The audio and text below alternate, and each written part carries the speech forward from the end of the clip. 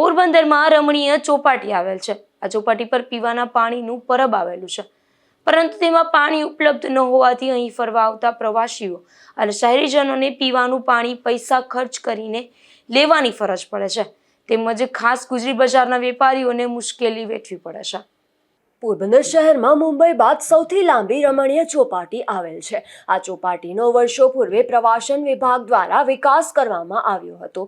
પોરબંદરની રમણીય ચોપાટી પર પ્રવાસન વિભાગ દ્વારા વર્ષો પૂર્વે બેઠક વ્યવસ્થા, ફૂટપાથ, વોકવે, પાર્કિંગ અને પીવાના પાણીની સુવિધા અને શૌચાલય સહિતના કામ કરવામાં આવ્યા હતા। ત્યારે હાલ પોરબંદરની ચોપાટી પર પીવાના પાણીની સુવિધાનો અભાવ જોવા મળી રહ્યો છે।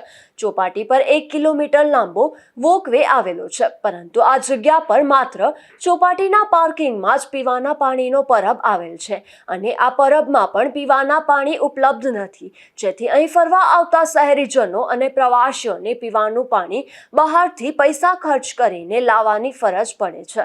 પોરબંદરની ચોપાટી પર વર્ષોથી પીવાના પાણીની સમસ્યા રહેલ છે, તો અહીં રવિવારે ગુજરી બજારમાં વેપાર કરવા આવતા વેપારીઓને પણ પીવાના પાણી માટે મુશ્કેલી ઊભી થાય છે।